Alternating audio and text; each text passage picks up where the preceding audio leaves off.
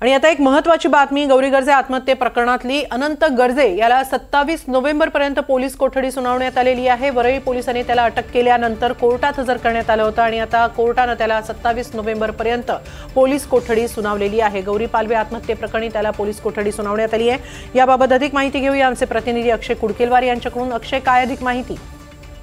हेमल, या सगळ्या संदर्भात आता थोडा वेळापूर्वी अनंत गर्जेला शिवडी कोर्टामध्ये हजर करण्यात आलं होतं।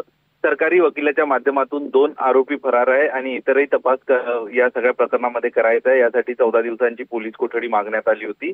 या सगळ्याला विरोध या ठिकाणी जे गर्जे आहे त्यांच्या वकिलांनी केला आणि त्यांच्या वकिलाच्या माध्यमातून सांगण्यात आलं होतं आरोपी हा पूर्ण सहकार्य करत आहे, त्यामुळे आरोपीला कमीत कमी पोलीस कोठडी द्यावी। स्वतः सगळ्यात महत्त्वाचं, पोलिसांनी अटक न करता आरोपी स्वतःच शरण गेला असल्याचं देखील या सगळ्या प्रकरणात अनंत गर्जेच्या वकिलाचं म्हणणं होतं आणि त्यामुळे कमीत कमी पोलीस कोठडी द्यावी अशी मागणी यावेळी करण्यात आली। आरोपी सध्या देखील पूर्ण सहकार्य करत आहे आणि येत्या काळात देखील आरोपीकडून पूर्ण तपासाला सहकार्य केलं जाईल असं देखील कोर्टामध्ये सांगण्यात आलंय। त्यामुळे आता पुढील 3 दिवसाची पोलीस कोठडी अनंत गर्जेला देण्यात आलेली आहे। 27 तारखेला पुन्हा एकदा शिवडी कोर्टासमोर त्याला हजर राहावं लागणार आहे। धन्यवाद अक्षय, आपण दिलेल्या या सविस्तर माहितीबद्दल।